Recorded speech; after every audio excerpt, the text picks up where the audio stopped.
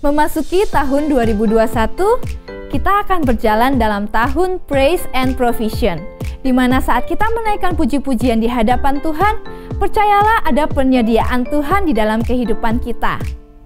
Shalom jemaat Tuhan, sebentar lagi kita akan masuk ke dalam ibadah live streaming. Mari siapkan hati dan pikiran Anda agar tetap fokus untuk mengikuti ibadah ini dari awal hingga akhir. Apabila Anda memiliki permohonan doa yang ingin disampaikan, Anda dapat memasukkannya ke dalam kolom live chat. Tim kami akan berdoa untuk Anda. Anda dapat memberikan like, share, dan subscribe YouTube GMS Kalimantan agar Anda mendapatkan notifikasi dari kami. Dan sebelum memulai ibadah, mari kita berdoa. Tuhan Yesus, terima kasih untuk kasih dan kesetiaan-Mu. Sebentar kami ingin memulai ibadah ini, Tuhan yang tutup bungkus setiap hati dan pikiran kami agar fokus mengikuti ibadah ini. Di dalam nama Yesus, haleluya, amin. Selamat beribadah.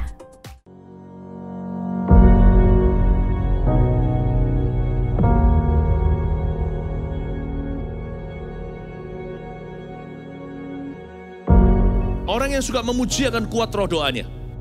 Orang yang berdoa pasti berakhir memuji. Karena Allah bertata di atas pujian. Siapa memuji, Allah mengatasi hidupnya.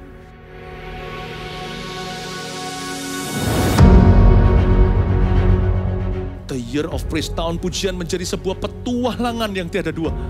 Menjadi sebuah pelajaran hidup yang langsung dari Kristus. Menjadi sebuah pengalaman yang indah. Waktu kita memuji Tuhan, seluruh kerajaan itu berdiri di sampingmu. Waktu kita memuji, seluruh kerajaan Allah dan kereta-keretanya yang tidak kelihatan berkuda dan berapi-api itu berada di kanan kiri.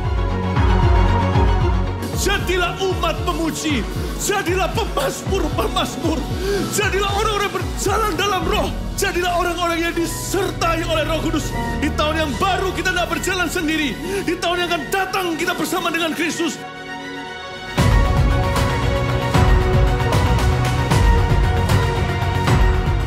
Welcome to the Year of Praise and Provision. Mari kita mengizinkan Tuhan merajut rancangan yang belum pernah kita bayangkan.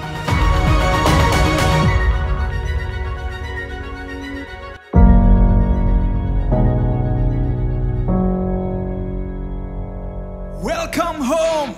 Mari sama-sama bertepuk tangan dan berikan sorak-sorai yang terbaik buat Tuhan Allah kita. Come on.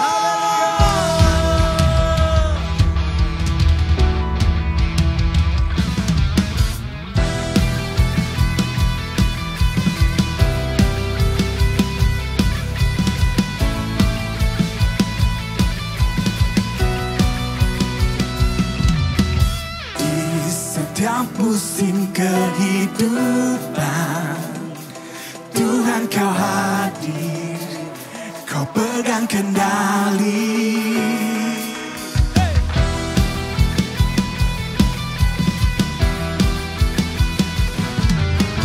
Kuat firman-Mu meneguhkan, kau Allah Immanuel, Allah Immanuel. Ajaib-Mu nyata, mujizat masih kau kerjakan. Kau kekuatan dan perlindungan, kuat tangan-Mu menopang, mulia nama-Mu berkuasa. Aku pemenang, sebab kau Allah yang bertindak.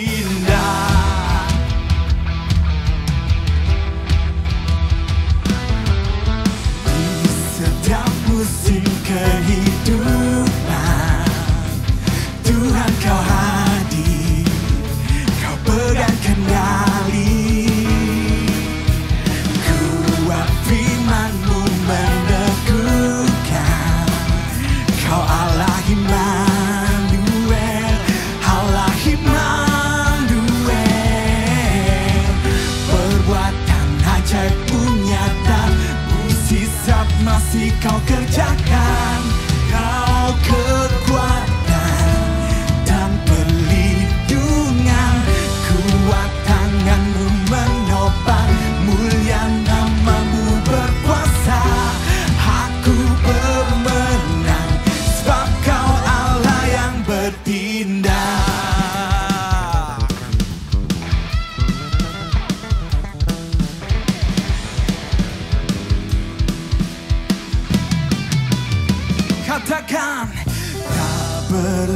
aku kuati.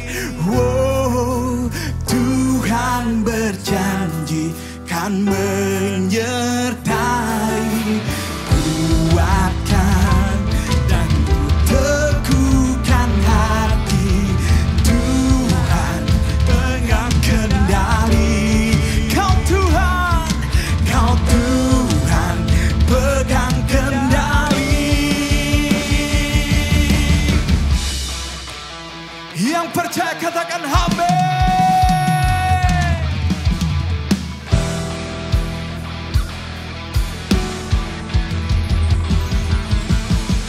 Perbuatan ajaib nyata, mujizat masih kau kerjakan. Kau kekuatan dan perlindungan, kuat tanganmu menopang, mulia namamu berkuasa. Aku pemenang sebab kau Allah yang bertindak. Perbuatan ajaib nyata, mujizat masih kau kerjakan.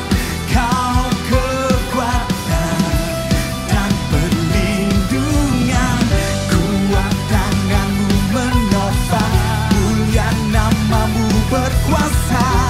Aku pemenang sebab kau Allah yang bertindak.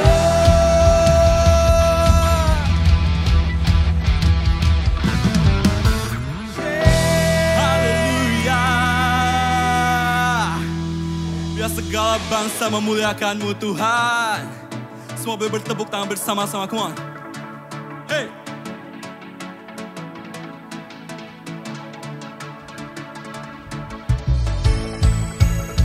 We praise you, Jesus. Lord. Mari angkat suaramu. Come on. Whoa, oh, oh. Whoa, oh, oh. Whoa, oh, oh. Whoa. You're the one who makes the sun shine. You're the one who put the moon in the sky. In the sky. One by one you hung the stars. Nothing can compare to your great works. To your great works. The heavens show your beauty on display, parading your splendor and the great things you've done. All the nations you have made will come and worship here before you, Lord. Before you, Lord. All the nations you have made will bring all praises to your holy name. Your holy name. God. Whoa, oh, oh. Whoa, oh, oh, oh. Whoa, oh, oh. Whoa. Come on. You're the one who makes the sun shine. You're the one who put the moon in the sky. In the sky. One by one you hung the stars. Nothing can compare to your great works. To your great works. The heavens shows your beauty on display, parading your splendor and the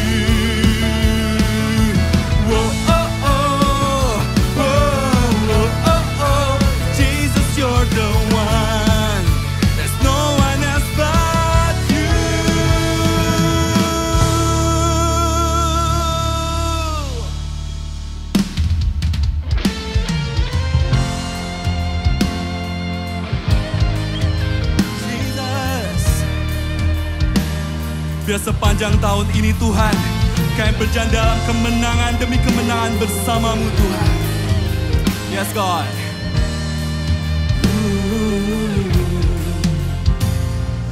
Ku hidup bukan karena melihat, namun karena iman kepadamu Tuhan yang setia, yang selalu menjaga. Kau berkata, jangan takut, percaya saja.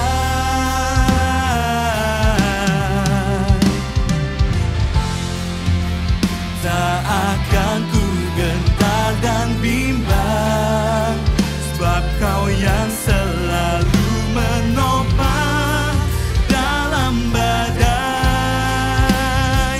Imanku kan teguh percaya dalam segala kesesakan. Kau yang selalu menolong, memegangku dengan tangan kananmu yang beriku menang.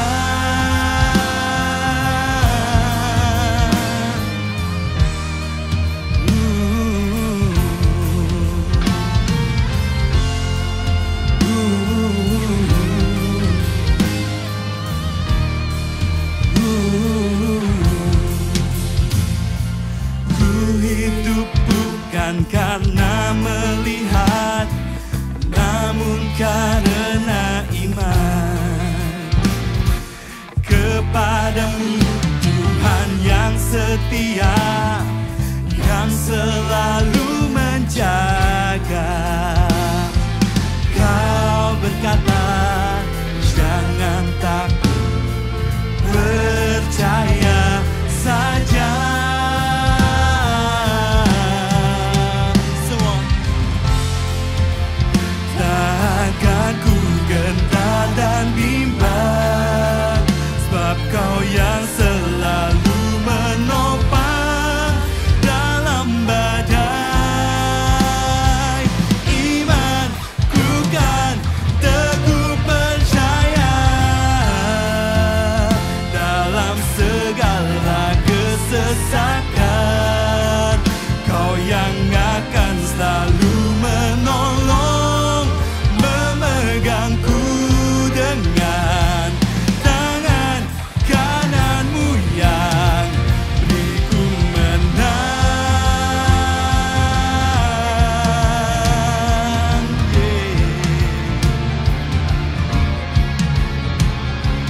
Kau yang jadikanku lebih dari pemenang. Kau yang jadikanku lebih dari pemenang. Kau yang jadikanku lebih dari pemenang.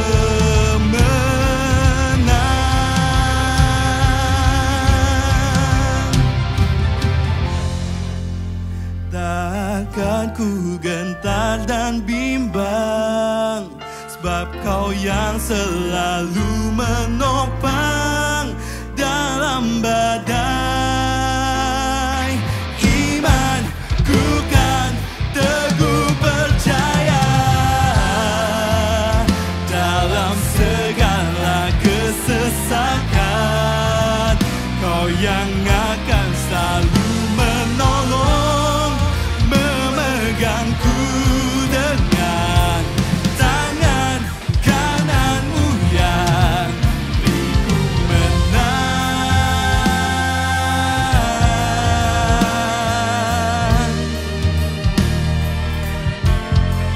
Beriku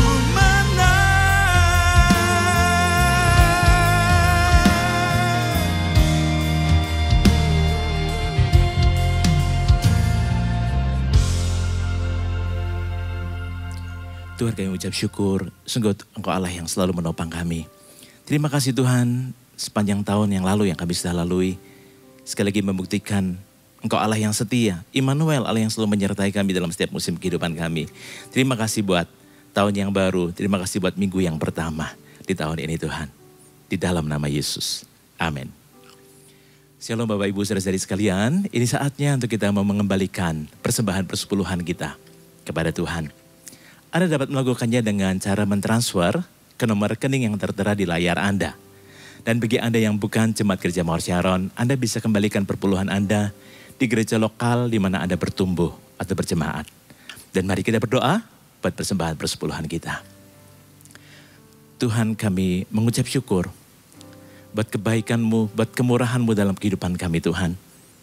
Kalau hari ini adalah minggu pertama di tahun yang baru ini, kami mau mengembalikan persepuluhan ini Tuhan dengan sukacita. Meskipun kami gak tahu apa yang akan terjadi sepanjang tahun ini, tapi jadikan kami Tuhan anak-anak-Mu yang sungguh-sungguh setia dalam segala hal, termasuk dalam mengembalikan perpuluhan ini. Ketika kami mengembalikan perpuluhan ini, sebetulnya kami sedang menyatakan sikap hati kami bahwa Engkaulah Tuhan yang berdaulat, yang terutama dalam hidup kami lebih daripada apapun. Kan kami juga sedang menyatakan sikap hati kami bahwa kami mau mencintai-Mu Tuhan, mencintai firman-Mu, taat pada firman-Mu lebih daripada apapun juga. Kami kembalikan persembahan persepuluhan ini dengan sukacita di dalam nama Tuhan Yesus. Amin.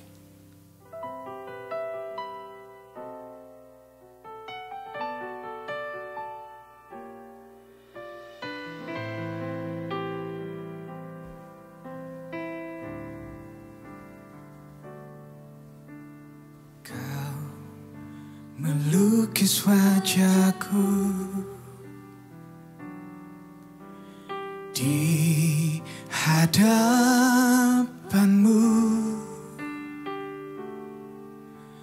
dan mengukir namaku di telapak tangan-Mu. Sampai masa tuaku,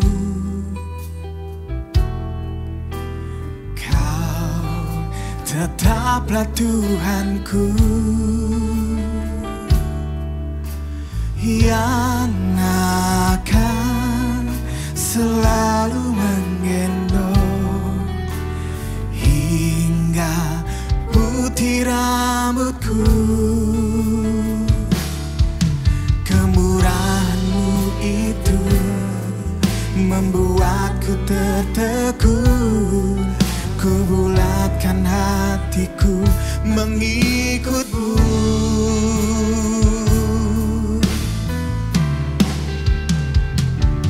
Ku angkat tanganku Yesus, memuji perbuatan-Mu.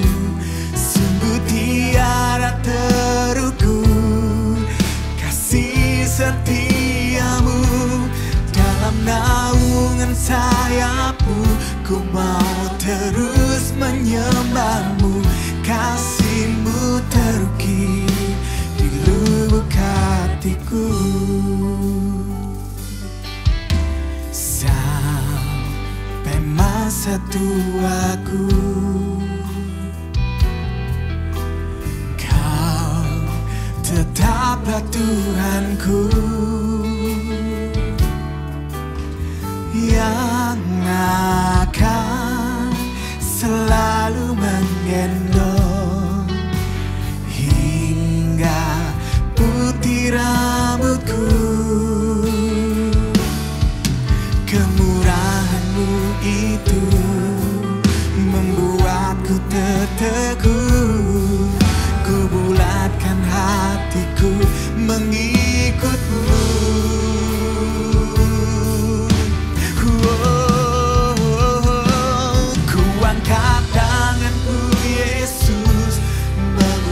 Perbuatan-Mu sungguh tiada terukur kasih setia-Mu. Dalam naungan sayap-Mu ku mau terus menyembah-Mu. Kasih-Mu terukir di lubuk hatiku. Ku angkat memuji perbuatanmu, sungguh tiada terukur kasih setiamu. Dalam naungan sayapmu ku mau terus menyembahmu, kasihmu terukir di lubuk hatiku, kasihmu terukir di lubuk hatiku, kasihmu terukir di lubuk hatiku.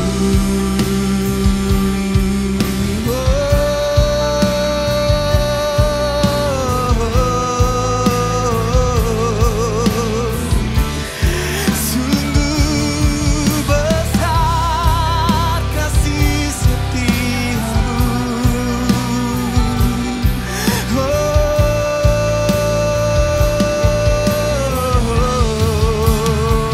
haleluya.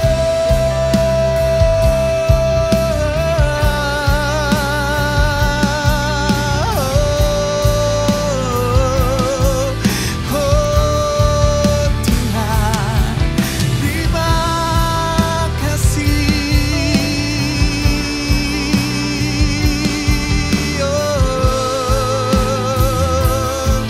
Haleluya.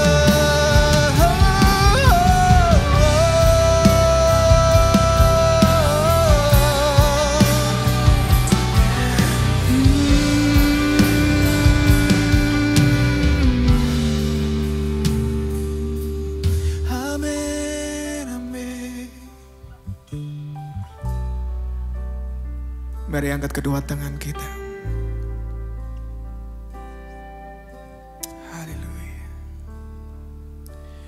Ku angkat tanganku Yesus, memuji perbuatanmu, sungguh tiada terukur kasih setiamu.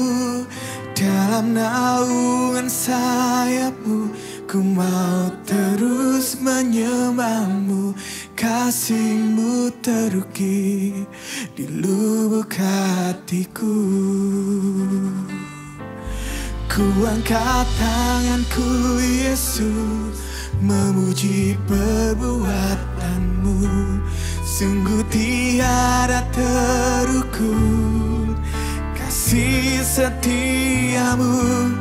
Dalam naungan sayapmu ku mau terus menyembahmu, kasihmu terukir di lubuk hatiku, kasihmu terukir di lubuk hatiku, kasihmu terukir di lubuk hatiku.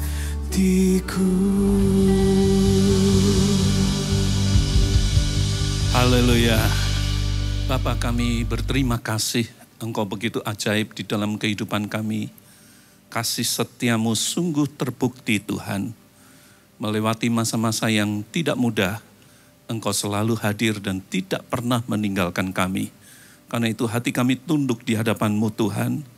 Rahmat-Mu selalu baru di dalam kehidupan kami setiap pagi.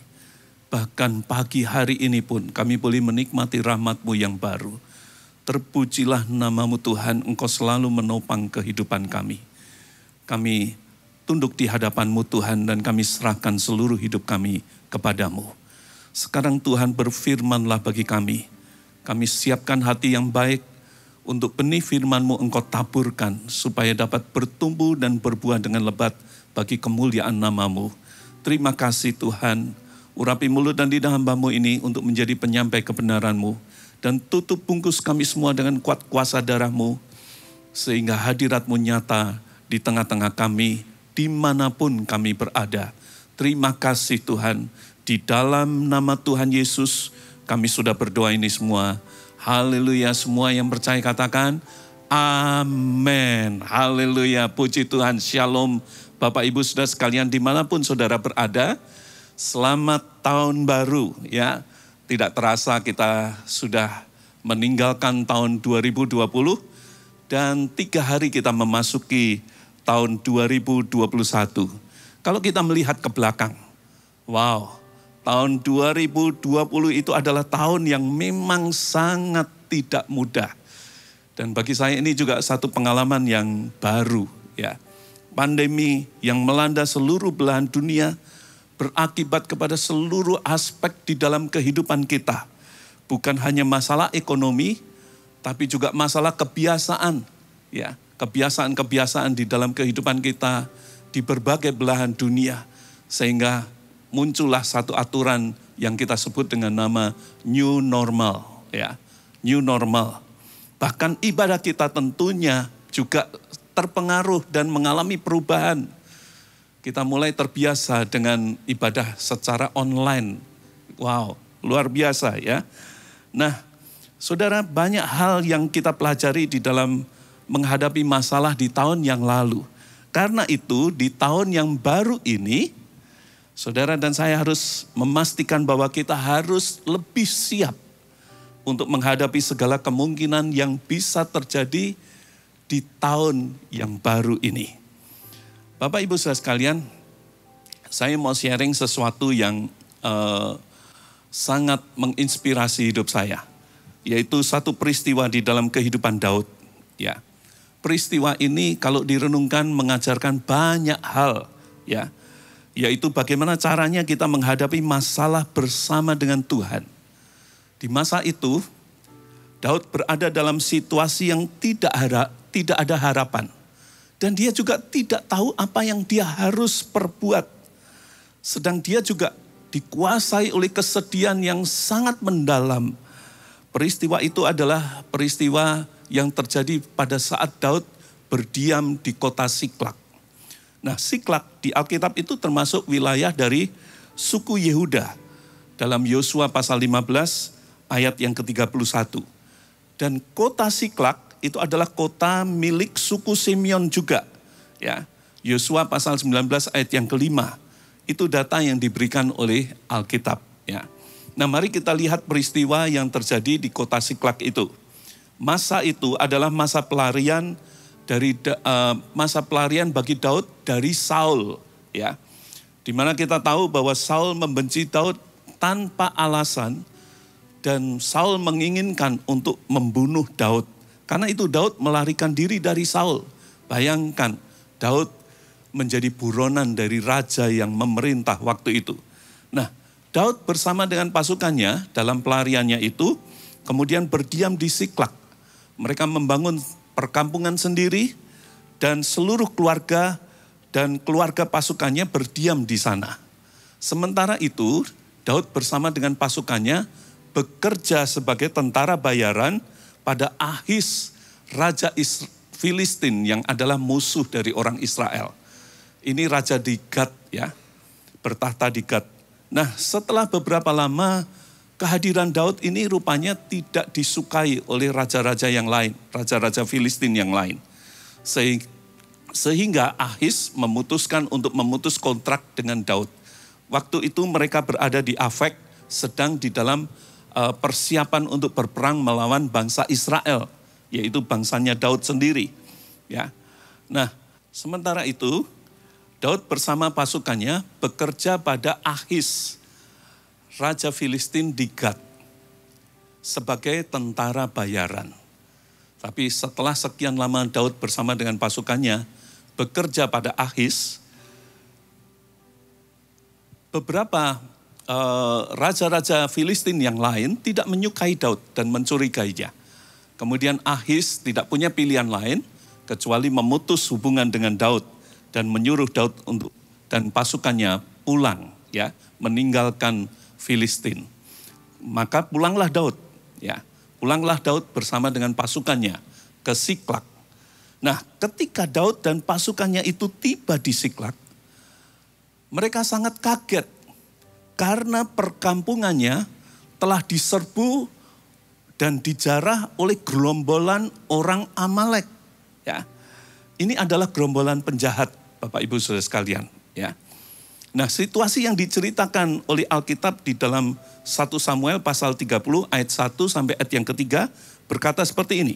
Ketika Daud serta orang-orangnya sampai ke Siklak pada hari yang ketiga, jadi perjalanan dari kota Afek menuju ke kota Siklak itu ditempuh dengan dalam waktu 3 hari. Orang Amalek telah menyerbu tanah Negeb dan Siklak. Siklak telah dikalahkan oleh mereka dan dibakar habis. Perempuan-perempuan dan semua orang yang ada di sana, tua dan muda, telah ditawan mereka. Dengan tidak membunuh seorang pun, mereka menggiring sekaliannya, kemudian meneruskan perjalanannya. Ketika Daud dan orang-orangnya sampai ke kota itu, tampaklah kota itu terbakar habis, sudah di bumi hanguskan. Dan istri mereka serta anak-anak mereka yang laki-laki dan perempuan telah ditawan. Inilah kejadiannya, saudara. Dan peristiwa ini bukan main-main. Karena gerombolan yang membumi hanguskan kota Siklak itu dan membawa anak-anak serta istri-istri mereka, itu adalah orang Amalek, ya. Nah, apa yang terjadi, saudara? Apa yang terjadi? Ini masalah yang benar, masalah benar-benar masalah maksud saya, ya.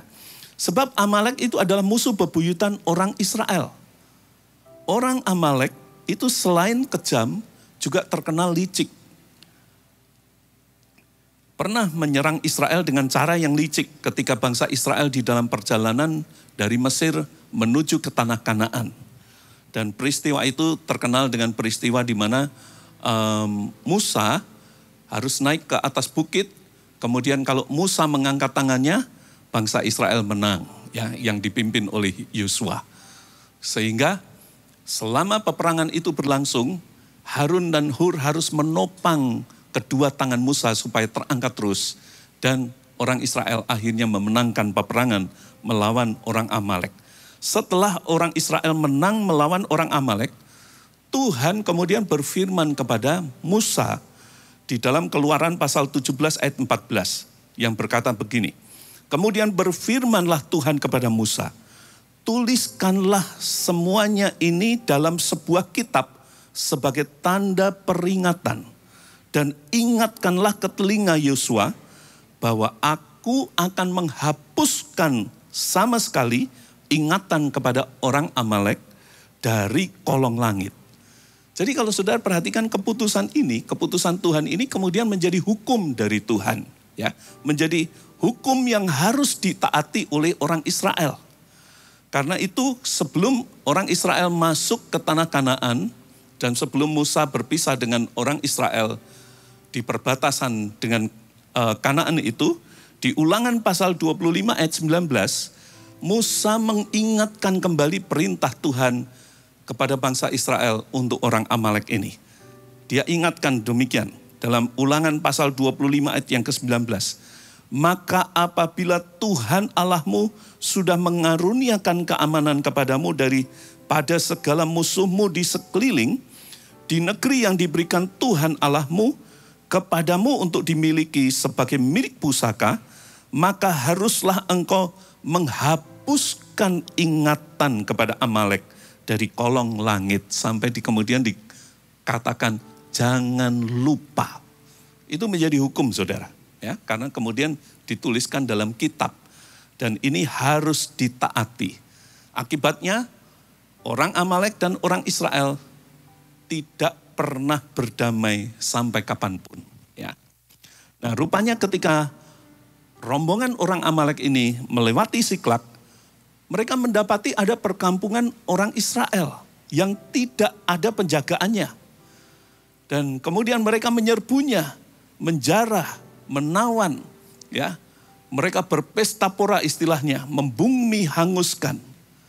Nah, saudara, sementara itu Daud di dalam perjalanan pulang ke Siklak dari kota Afek ketika bangsa Filistin sedang bersiap untuk berperang melawan Israel, Daud dan pasukannya pastinya sudah memendam kerinduan yang mendalam atas keluarga masing-masing. Mereka berharap bisa bertemu dengan keluarga, kemudian melepas kangen serta menikmati kebersamaan dengan keluarganya. Tapi ketika mereka sampai di tujuan, yaitu ke kota Siklak, tempat kediamannya, mereka mendapati hal yang tidak pernah mereka harap.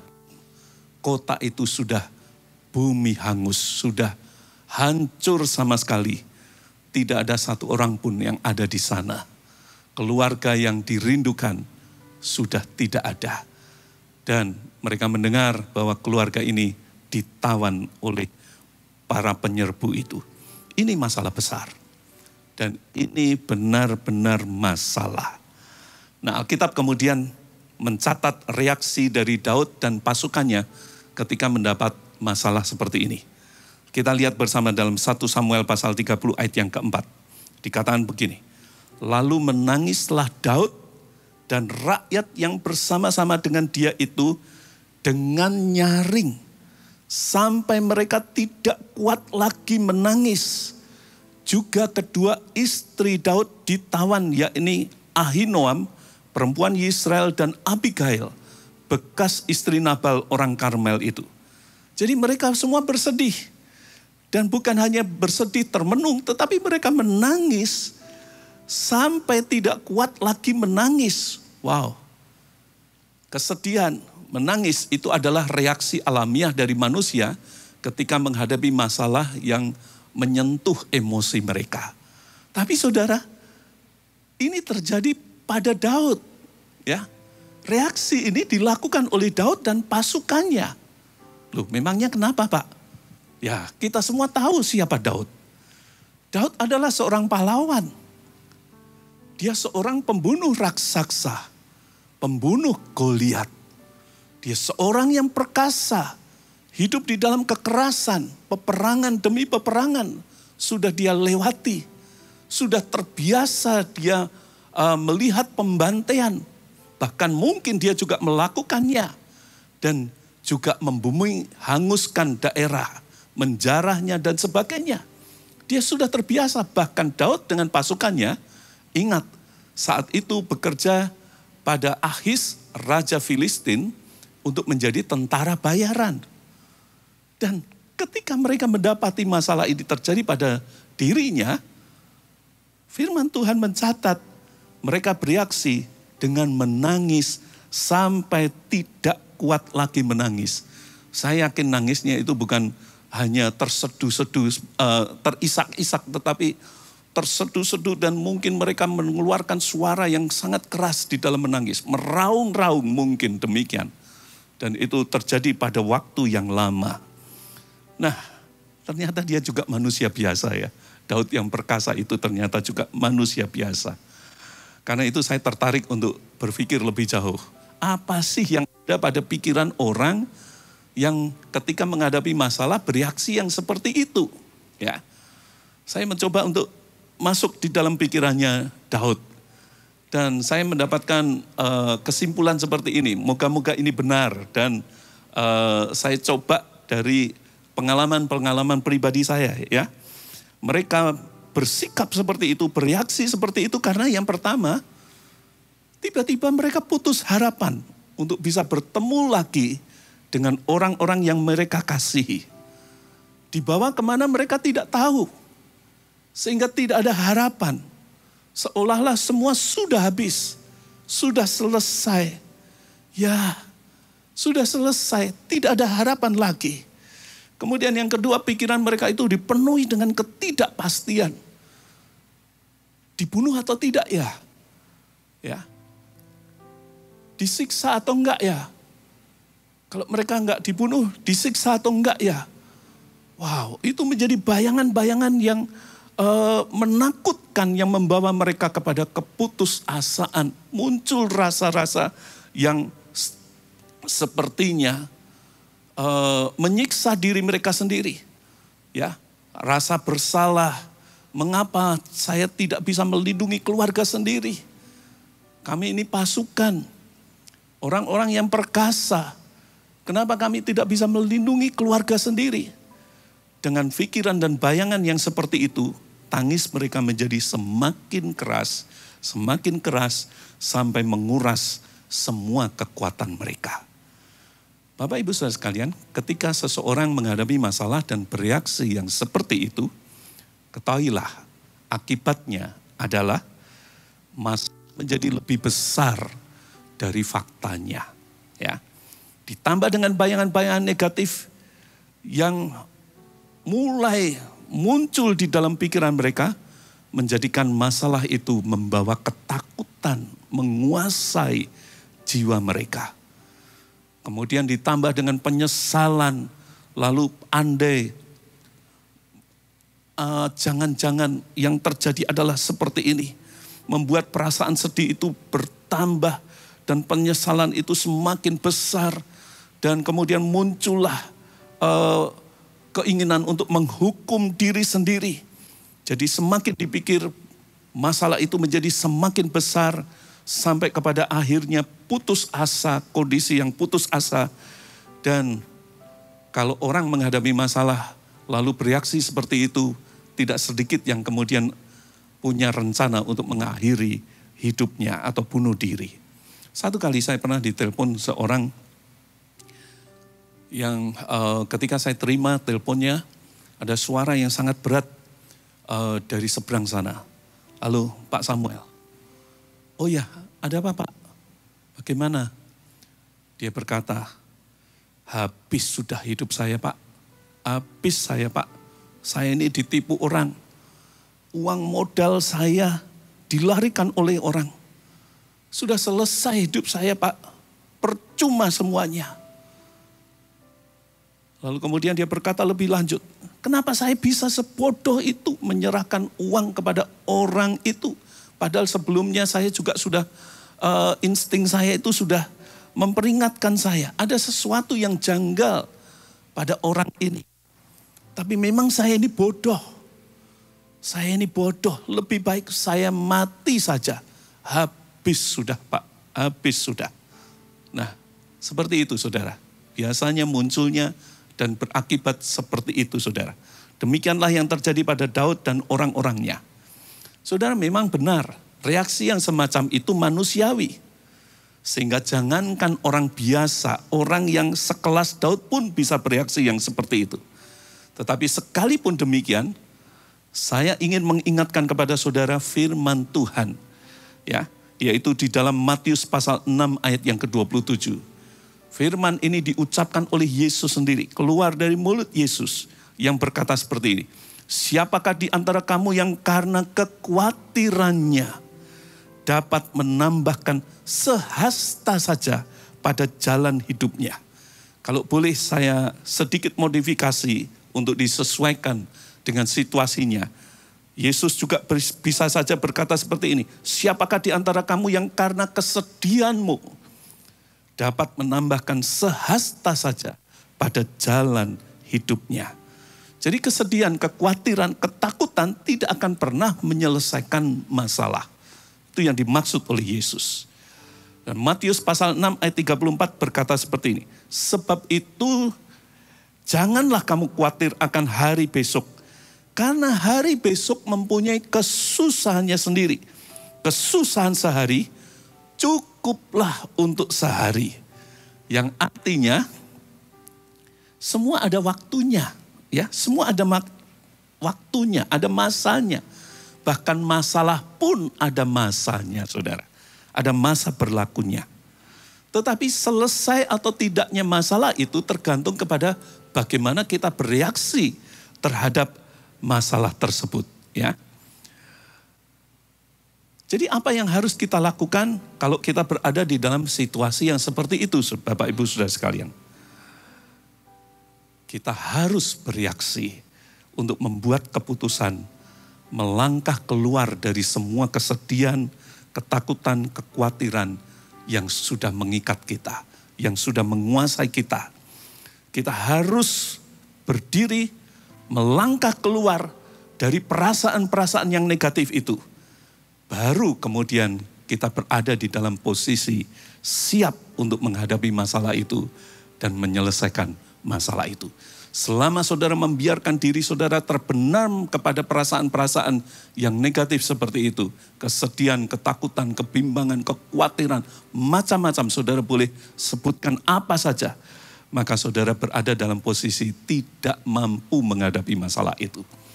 Dan kalau tidak dihadapi, maka tidak mungkin bisa diselesaikan masalah itu. Jadi kita harus keluar terlebih dahulu dari perasaan-perasaan itu. Baru kita berada di dalam posisi untuk siap menghadapi dan menyelesaikan masalah itu. Ya. Dengan kata lain, kalau sampai saudara dan saya tidak mau keluar dari perasaan-perasaan itu, kesedihan, kekhawatiran, ketakutan, dan segala reaksi negatif, maka sebenarnya yang kita lakukan itu akan memperpanjang masa berlaku dari masalah tersebut di dalam kehidupan kita. Ingat, setiap masalah itu ada expired date-nya. Habis gelap selalu terbitlah terang. Ya. Dan itu tergantung kepada reaksi kita ketika menghadapi masalah itu. Nah, itulah yang kemudian kita lihat dari Daud, ya. Mari kita lihat kisahnya selanjutnya. Dikatakan begini. Dalam 1 Samuel 30 ayat yang ke-6, ya. Sekarang kita sampai pada ayat yang ke-6. Dikatakan dengan kesedihan itu, dengan menangis seperti itu, ya. Daud menjadi sangat terjepit karena semua reaksi itu tidak bisa menyelesaikan masalah, tapi malah justru menimbulkan masalah yang baru. Karena rakyat mengatakan hendak melempari dia dengan batu. Seluruh rakyat itu telah pedih hati, masing-masing karena anaknya, laki-laki dan perempuan. Nah, Bapak Ibu Saudara sekalian, dengan Daud akan dirajam batu itu, ini baik untuk Daud. Itu sama seperti kalau orang lagi dihisteris, kemudian terpaksa harus ditampar untuk menyadarkan dia. Nah, peristiwa ini kemudian menjadikan Daud seperti itu, saudara. Dia tiba-tiba jadi sadar, ya. Dia jadi sadar. Dan ini bagus untuk Daud, karena kemudian diceritakan lebih jauh, ya. Begitu dia sadar, dia dengan cepat tidak menunda lagi. Ini memang hal yang baik, hal yang positif pada Daud. Dia memutuskan untuk keluar dari kesedihan, kekhawatiran, dan ketakutan. Dan kembali kepada Tuhan. Seolah-olah setelah dia tiba-tiba sadar dalam kondisi yang terjepit itu, dia berkata, sudah cukup tangisan dan kesedihan. Kalau begini terus, ya, tidak ada harapan untuk menang. Aku harus melakukan sesuatu. Aku harus melakukan sesuatu. Dan ini penting, saudara, karena ini kemudian menjadi titik balik yang membuat kesempatan Daud menjadi berubah, ya.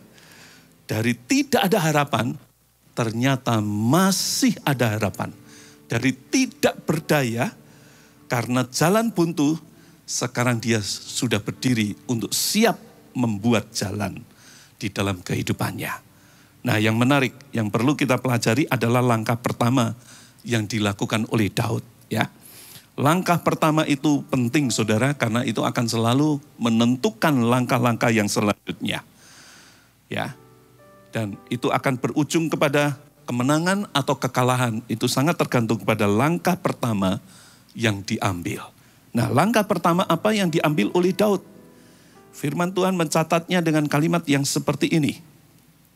Tetapi Daud menguatkan kepercayaannya kepada Tuhan Allahnya. Ini langkah yang pertama. Ketika dia sadar, langsung dia putuskan untuk dia keluar dari perasaan-perasaan kesedihan yang mencekam dia. Kemudian dia berdiri dengan tegak untuk siap menghadapi masalah itu dengan cara dia kuatkan kepercayaannya kepada Tuhan. Menguatkan kepercayaan. Yang disebut menguatkan kepercayaan itu adalah menguatkan iman. Jadi Daud menguatkan imannya. Nah, menguatkan iman itu artinya adalah dia kembali mengingat bahwa masih ada Tuhan. Ya. Istilahnya ketika Daud dalam kondisi yang kepepet itu, dia kemudian putuskan, ternyata kesedihan ini bukan menyelesaikan masalah, tapi justru menambah masalah. Wah, ini harus diakhiri. Lalu dia berdiri untuk keluar dari situasi yang mencekam atau perasaan sedihnya. Lalu dia kuatkan kepercayaannya. Dia berkata, masih ada Tuhan. Masih ada Tuhan. Ya. Ibrani pasal 11 ayat 6 berkata begini, tetapi tanpa iman tidak mungkin orang berkenan kepada Allah. Sebab barang siapa berpaling kepada Allah, ia harus percaya bahwa Allah itu ada. Bukan hanya Allah itu ada, tetapi bahwa Allah memberi upah kepada orang-orang yang sungguh-sungguh mencari Dia. Bahwa Allah kita itu adalah Allah yang hidup. Allah yang tidak tinggal diam. Ya adalah Allah yang maha kuasa. Dan ketika Daud ingat bahwa masih ada Tuhan, kesadarannya ini diperbesar, itu artinya menguatkan iman, maka disitulah dia bertemu lagi dengan pengharapan. Sebab Tuhan yang dia kenal dan yang dia sembah, itu adalah Tuhan yang hidup, Tuhan yang setia, Tuhan yang maha kuasa, tidak ada yang mustahil bagi dia. Dan iman dan kepercayaannya kembali bangkit. Kemudian Daud mengambil langkah yang kedua. Ya, langkah yang kedua adalah terdapat di dalam ayat yang ke-7, 1 Samuel pasal 30 ayat yang ke-7. Dikatakan demikian, lalu Daud memberi perintah kepada Imam Abiatar bin Ahimelek, bawalah efod itu kepadaku. Maka Abiatar membawa efod itu kepada Daud. Efod itu adalah baju imam. Apa yang dilakukan Daud dengan baju efod itu, saudara? Yang dilakukannya tidak lain dan tidak bukan adalah berdoa. Dengan iman yang baru saja dibangkitkan, dia mencari wajah Tuhan, dia berdoa kepada Tuhan. Nah, Bapak Ibu Saudara sekalian, kalau kita mau berdoa, maka kita harus melandasi iman kita dengan firman Tuhan yang terdapat di dalam Matius pasal 7 ayat 7 sampai dengan ayat yang ke-11 yang berkata seperti ini. Mintalah, maka akan diberikan kepadamu. Carilah, maka kamu akan mendapat. Ketoklah, maka pintu akan dibukakan bagimu. Karena setiap orang yang meminta, menerima. Dan setiap orang yang mencari, mendapat. Dan setiap orang yang mengetok, baginya pintu dibukakan. Adakah seorang daripadamu yang memberi batu kepada anaknya jika ia meminta roti? Atau memberi ular jika ia meminta ikan?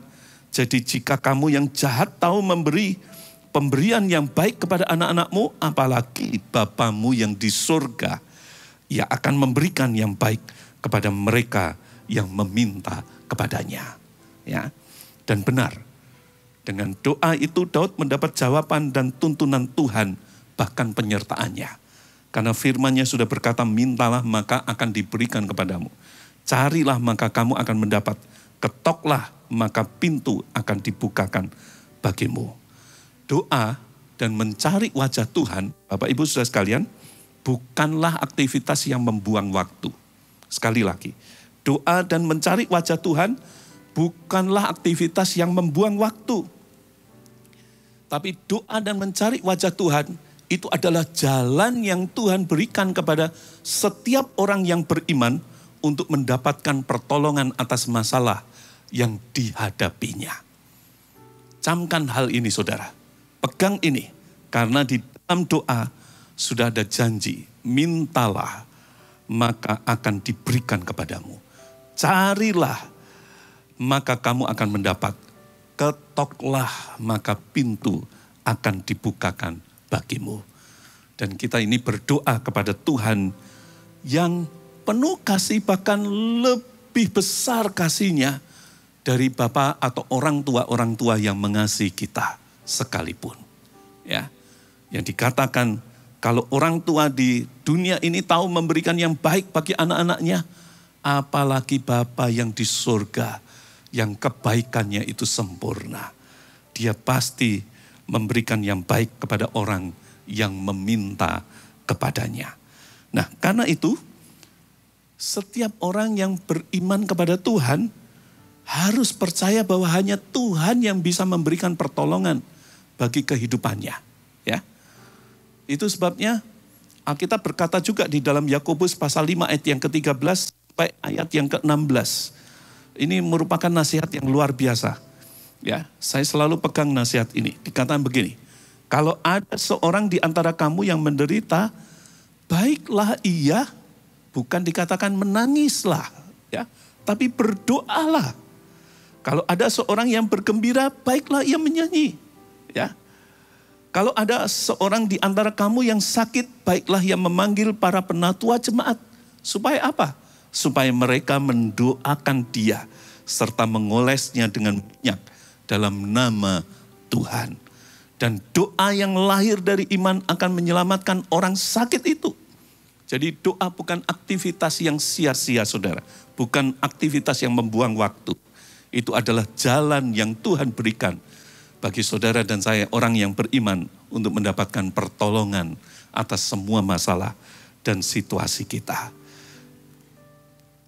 Dikatakan ayat 16 lebih jauh, Yakobus pasal 5 ayat 16. Karena itu hendaklah kamu saling mengaku dosamu dan saling mendoakan supaya kamu sembuh. Sebab dikatakan demikian, doa orang yang benar bila dengan yakin didoakan, sangat besar kuasanya. Oke, sekarang kita kembali lagi kepada Daud. Apa yang Daud dapatkan dari doanya? Tuhan menjawab seperti apa kepada Daud? Dikatakan dalam 1 Samuel pasal yang ke-30 ayat yang ke-8, dikatakan demikian. Kemudian bertanyalah Daud kepada Tuhan, katanya, haruskah aku mengejar gerombolan itu? Akan dapatkah mereka kususul? Dan ia berfirman kepadanya, kejarlah, sebab sesungguhnya engkau akan dapat menyusul mereka dan melepaskan para tawanan. Tuhan langsung memberikan jawaban kepada Daud. Kejarlah, ya, sebab sesungguhnya engkau akan dapat menyusul mereka dan melepaskan para tawanan. Jawaban ini kemudian Daud pegang menjadi janji Tuhan, pertolongan Tuhan, dan penyertaan Tuhan, jaminan dari Tuhan untuk keberhasilannya, untuk kemenangannya. Karena itu langkah yang ketiga kemudian setelah dia berdoa dan mendapatkan jawaban, langkah yang ketiga, Daud bertindak dengan iman. Dia berjalan di dalam ketaatan kepada firman Tuhan yang sudah dia dapatkan melalui doa. 1 Samuel pasal 30 ayat 9 sampai ayat yang ke-10 yang berkata seperti ini. Lalu pergilah Daud beserta ke-600 orang yang bersama-sama dengan dia dan sampailah mereka ke sungai Besor. Sementara orang-orang yang mau tinggal di belakang berhenti di sana. Maka Daud melanjutkan pengejaran itu beserta 400 orang. 200 orang yang terlalu lelah untuk menyeberangi sungai Besor itu berhenti di sana. Daud mulai bertindak dengan iman. Dia mulai melangkah untuk menyusul gerombolan itu. Tapi kemana, saudara? Kemana arahnya? Sampai di sungai Besor itu, saya yakin mereka masih belum tahu apakah arah yang mereka tempuh itu sudah benar, ya. Tapi Daud tidak berhenti. Artinya ketika dia berjalan dengan iman, dia tidak membiarkan kebimbangan itu masuk di dalam dirinya. Yang ada di dalam dirinya adalah dengan imannya dia pegang janji Tuhan itu. Kejarlah, kamu akan bisa menemukan mereka dan membebaskan para tawanan. Kejarlah. Karena itu dia melangkah dengan iman itu, dia terus berjalan. Ya, dia terus berjalan. Patokannya adalah bahwa kalau Tuhan sudah berfirman kepadaku, pasti dia juga menyertai aku. Dia tahu bahwa langkah-langkahnya ada di dalam penyertaan Tuhan. Dan dia tahu bahwa setiap langkahnya ada di dalam berkat Tuhan. Bapak Ibu Saudara sekalian, ketika kita melangkah dengan iman atas petunjuk Tuhan yang kita dapatkan, maka dalam perjalanan langkah iman itu, dengarkan saya, pasti ada konfirmasi demi konfirmasi dari Tuhan yang menyatakan bahwa firman yang kita terima itu adalah ya dan amin.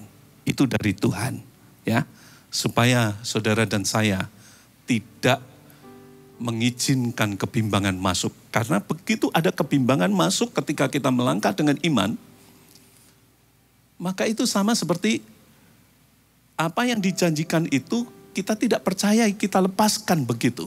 Ya. Dan kalau kita lepaskan tentu hilang. Ya, itu hilang. Tetapi kalau kita tetap berpegang dengan iman, maka itu sama seperti kita menyimpannya. Menyimpannya. tetap melangkah. Dan kalau kita baca lebih lanjut, maka diceritakan bahwa penyertaan dan berkat Tuhan kemudian menuntunnya untuk menemukan rombongan penjara yang menculik anak-anak serta keluarga mereka. Ya, caranya bagaimana? Ada konfirmasi seperti yang saya katakan. Mereka ketemu dengan satu pemuda dari gerombolan itu yang ditinggal oleh gerombolan. Saya yakin ini bukan satu kebetulan. Baca firman Tuhannya, ya. 1 Samuel pasal 30 ayat yang ke-11 mulai. Dikatakan seperti ini. Kemudian mereka menemui seorang Mesir di padang, lalu membawanya kepada Daud. Mereka memberi dia roti, lalu makanlah ia, kemudian mereka memberi dia minum. Ayat 12, dan memberikan kepadanya sepotong kue ara dan 2 buah kue kismis. Wah, makannya banyak juga ya. Dan setelah dimakannya, perhatikan ini, ia segar kembali sebab, ya kenapa makannya banyak saudara?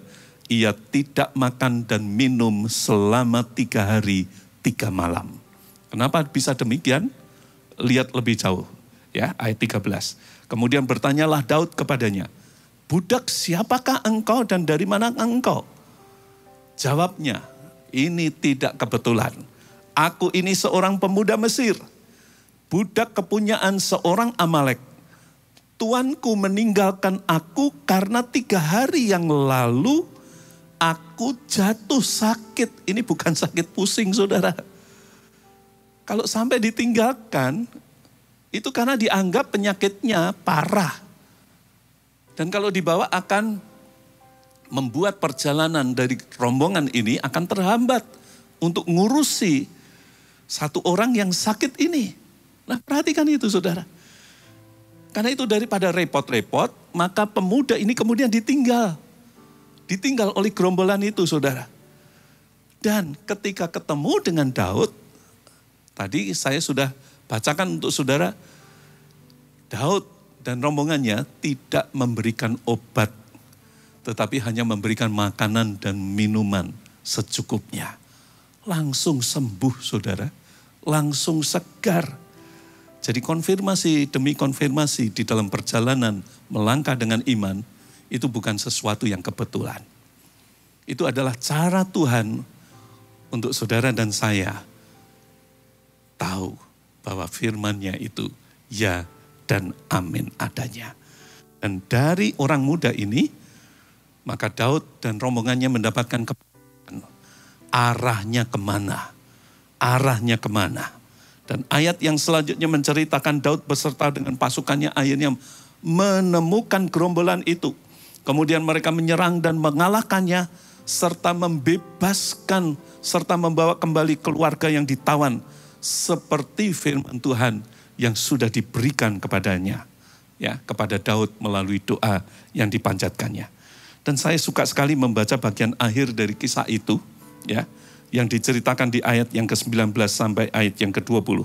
Dikatakan begini, tidak ada yang hilang pada mereka dari hal yang kecil sampai hal yang besar, sampai anak laki-laki dan anak perempuan, dan dari jarahan sampai segala sesuatu yang telah dirampas mereka.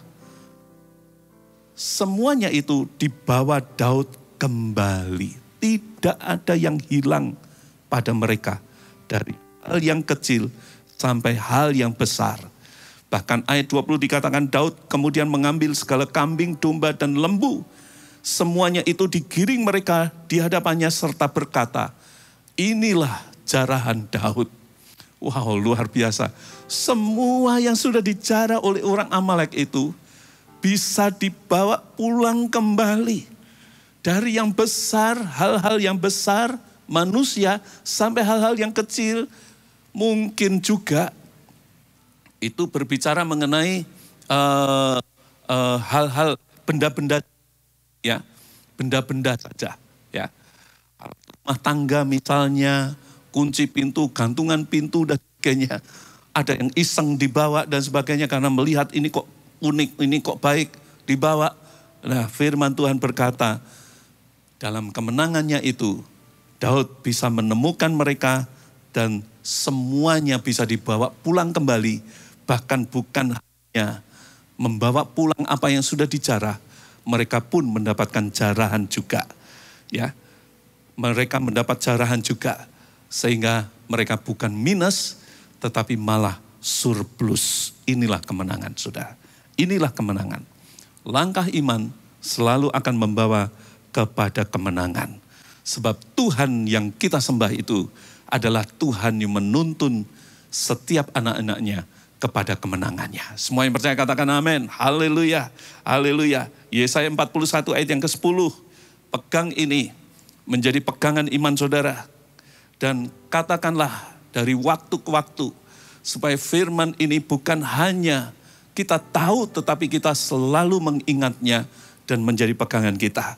Di mana Tuhan berkata seperti ini untuk kita umatnya.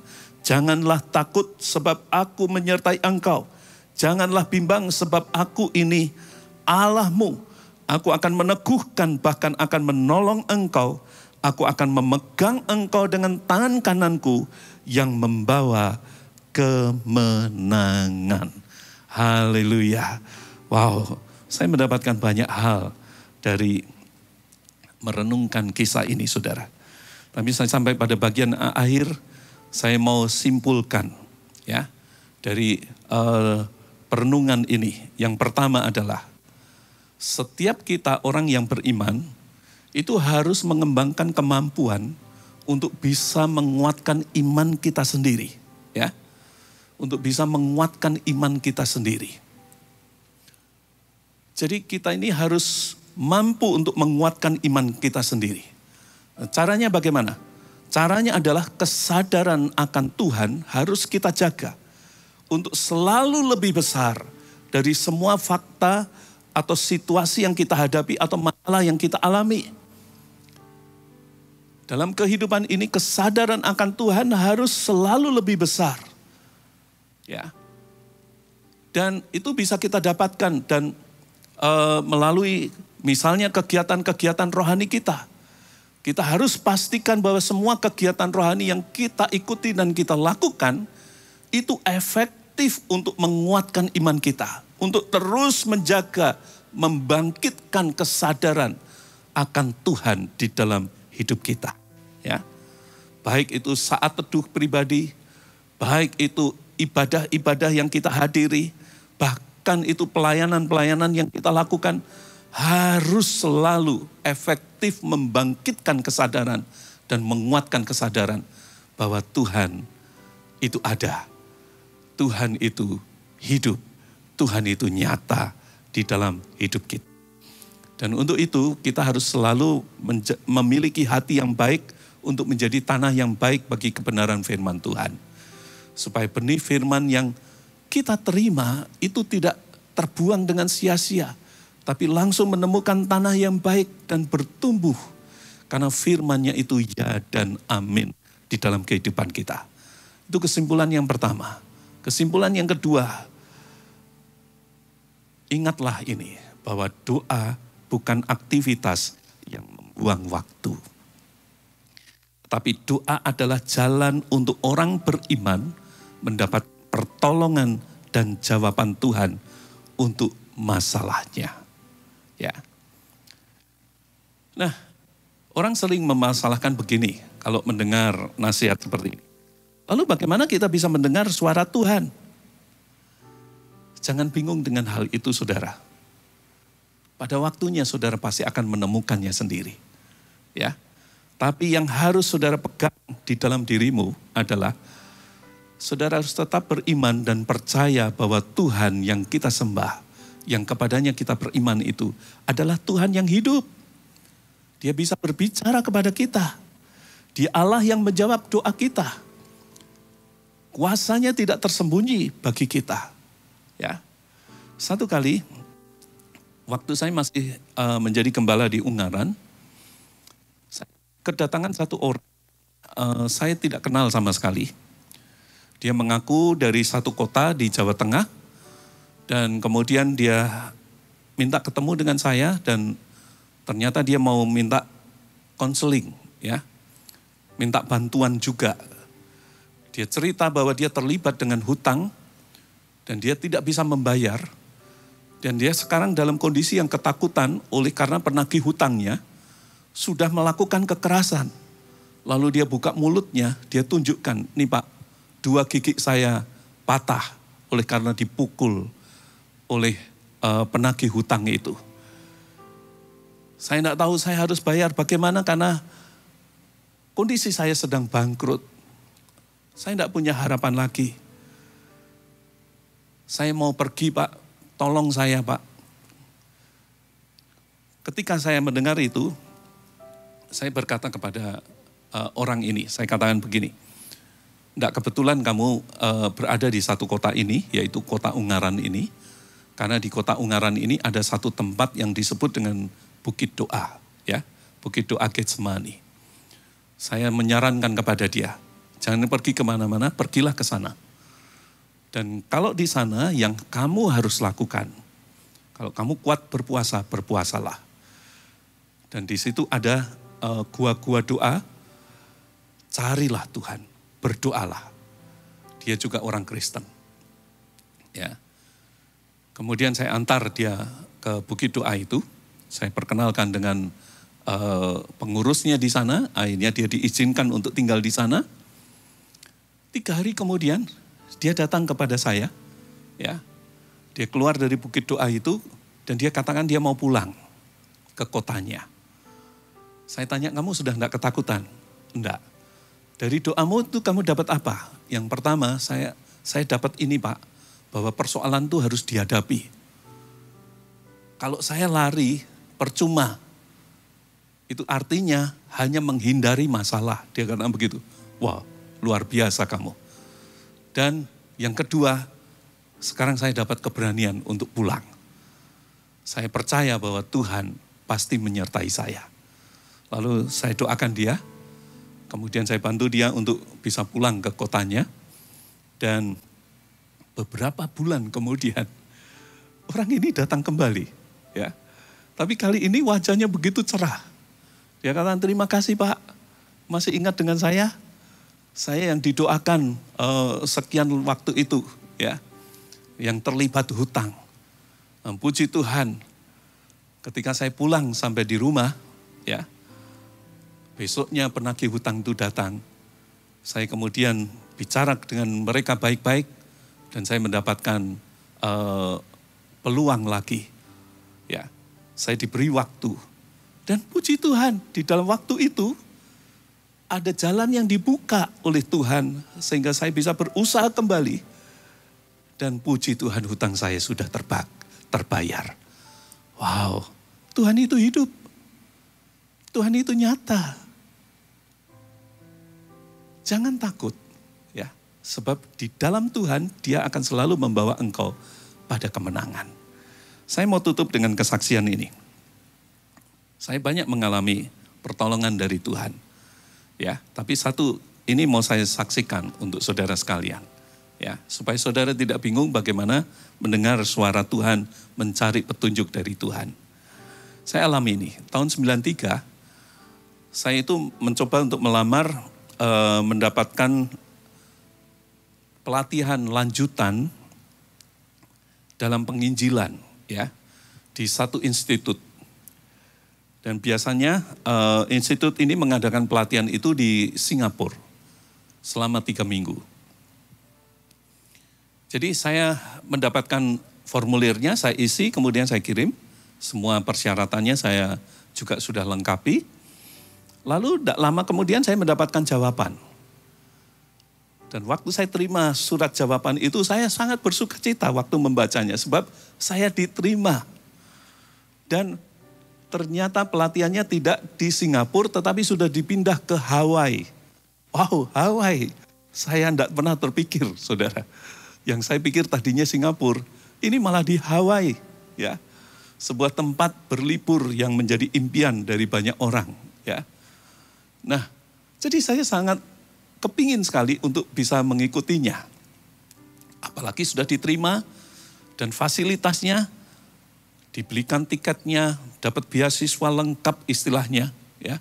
Tiket pulang pergi disediakan, akomodasi disediakan selama 3 minggu itu free, ya, tanpa bayar lagi.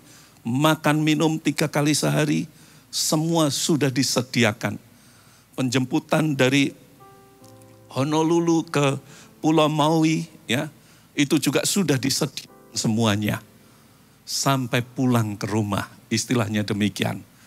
Tapi yang jadi masalah buat saya adalah, salah satu persyaratannya, saya sebagai peserta harus memberikan kontribusi. Kalau dibanding dengan beasiswa itu sebetulnya tidak ada apa-apanya. Hanya beberapa ratus dolar. Hanya beberapa ratus dolar.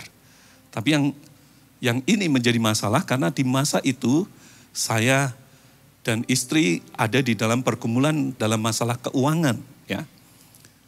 Sehingga ketika saya tunjukkan kepada istri saya dan persyaratan itu, istri saya kemudian betul mengatakan, waduh, nggak ada uangnya, ya. Apalagi untuk biaya itu, kontribusi itu ada batas waktunya untuk penyerahannya, ya.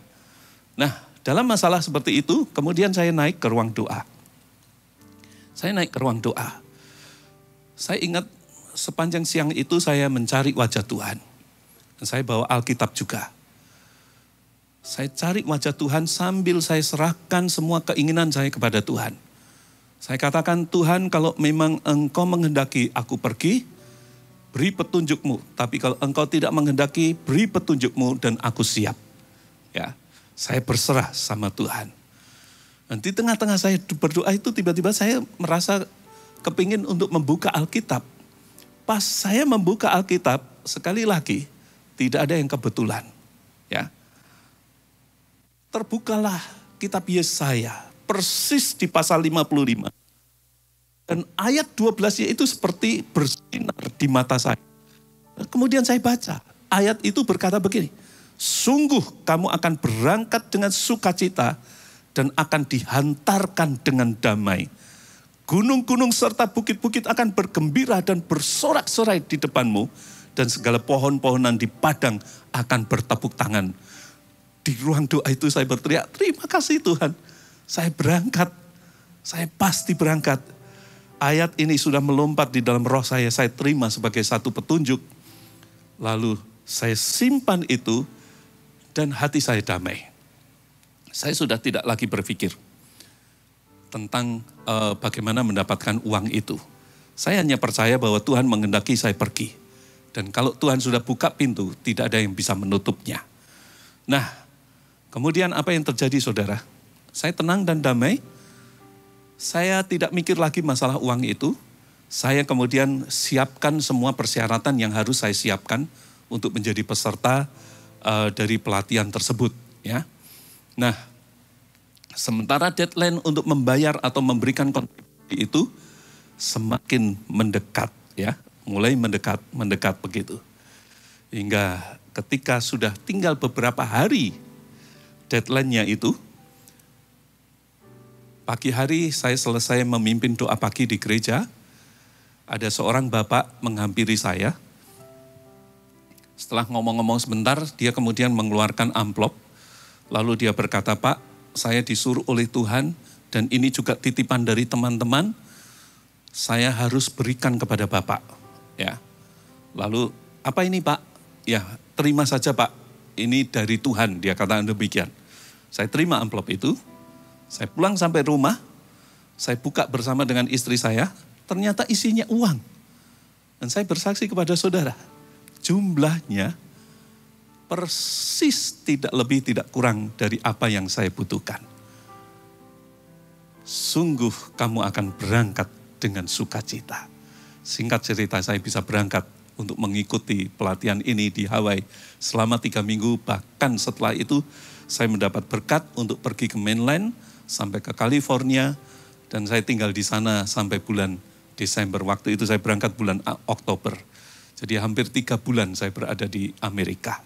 Dan saya pulang dalam damai sejahtera kemenangan. Tuhan bisa berkata-kata di telingamu. Tuhan juga bisa bicara di hatimu. Tuhan juga bisa bicara melalui pembacaan Alkitabmu. Dia juga bisa berbicara melalui hamba-hamba yang dipilihnya. Ya. Nah, kita bersyukur berada di gereja ini. Karena kita berada di dalam pimpinan hamba-hamba Tuhan yang betul-betul menundukkan diri di hadapan Tuhan. Saya sangat bersyukur saudara. Nah, satu hal yang bisa menjadi pegangan buat kita adalah Pastor Philip sudah menyampaikan kepada kita visi Tuhan untuk tahun ini bagi saudara dan saya gerejanya. Visinya adalah tahun pujian dan penyediaan. Wow, itu berarti di depan kita ini Tuhan sudah menyediakan hari-hari yang akan penuh dengan pujian. Karena Tuhan akan menyediakan hal-hal yang tidak pernah kita pikirkan sudah tersedia oleh karena kuasa kasih-Nya untuk kita sekalian. Nah, karena itu bagi Bapak Ibu Saudara sekalian, mungkin ada yang saat ini masih bergumul dengan satu situasi di dalam hidupmu. Mungkin ada di antara saudara yang juga sedang mengalami kemalangan mungkin. Sehingga saudara mau tidak mau juga mengalami kesedihan. Saya mau katakan kepada saudara di akhir firman ini. Saya mau ajak saudara untuk berkata, stop menangis. Stop bersedih. Jangan teruskan. Tinggalkan semua perasaan itu. Berdirilah sekarang dan kuatkan imanmu. Karena masih ada Tuhan di dalam hidup kita. Dan kalau masih ada Tuhan, masih ada pengharapan. Sebab Dia adalah Allah penolong kita. Dia Allah yang maha kuasa. Tidak ada yang mustahil bagi Dia. Mari kita berdoa. Tuhan, kami berterima kasih kepadamu Tuhan. Engkau ajaib di dalam kehidupan kami. Lawat setiap anak-anak-Mu dimanapun mereka berada. Pandemi yang sudah terjadi ini banyak menimbulkan hal-hal yang sulit di dalam kehidupan. Bukan hanya umat manusia tetapi juga anak-anak-Mu Tuhan. Karena itu kalau masih ada yang sedang bergumul dengan situasi ini, biarlah saat ini Engkau hadir dalam keputusan mereka untuk menguatkan iman mereka. Teguhkan mereka Tuhan. Engkau ada Allah yang selalu menuntun setiap anak-anak-Mu menuju kepada kemenangan demi kemenangan. Karena itu Tuhan, tolong setiap anak-anak-Mu saat ini. Kalau ada yang bergumul dengan masalah ekonomi, Tuhan, mari Engkau bukakan pintu langit-Mu Tuhan. Curahkan berkat-Mu Tuhan. Pulihkan mereka kembali Tuhan. Bawa mereka pada kemenangan demi kemenangan Tuhan. Kalau ada yang bergumul dengan masalah sakit penyakit, jamah mereka Tuhan. Karena sekalipun dokter berkata tidak ada obat yang bisa menyembuhkan. Engkau adalah tabib yang heran. Engkau adalah tabib di atas segala tabib. Engkau adalah Tuhan yang menyembuhkan. Jamah mereka Tuhan. Oleh bilur-bilur Yesus, jadilah sembuh di dalam nama Tuhan Yesus. Terima kasih Tuhan. Terima kasih Tuhan. Dalam nama Tuhan Yesus, kami berdoa. Ku percaya akan janji-Mu. Tak sedetik pun aku ragu. Satu hal ku tahu, bahwa janji-Mu tak akan pernah lekang oleh waktu. Pasti digenapi.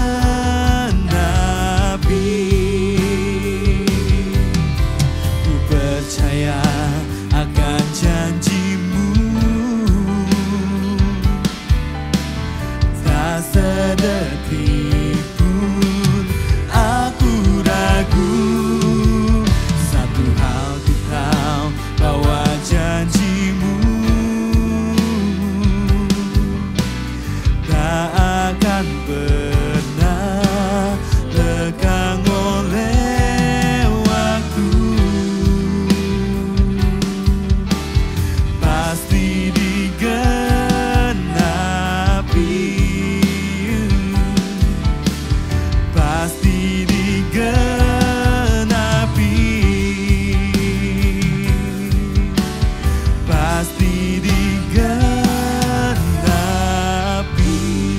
Katakan amin. Haleluya. Pasti dikenapi. Karena firman-Nya itu ya dan amin adanya. Sekarang angkat tanganmu dan juga angkat hatimu. Terimalah berkat ini, bahwa Tuhan memberkati engkau dan melindungi engkau. Bahwa Tuhan menyinari engkau dengan wajah-Nya dan memberi engkau kasih karunia. Bahwa Tuhan menghadapkan wajah-Nya kepadamu dan memberi engkau damai sejahtera.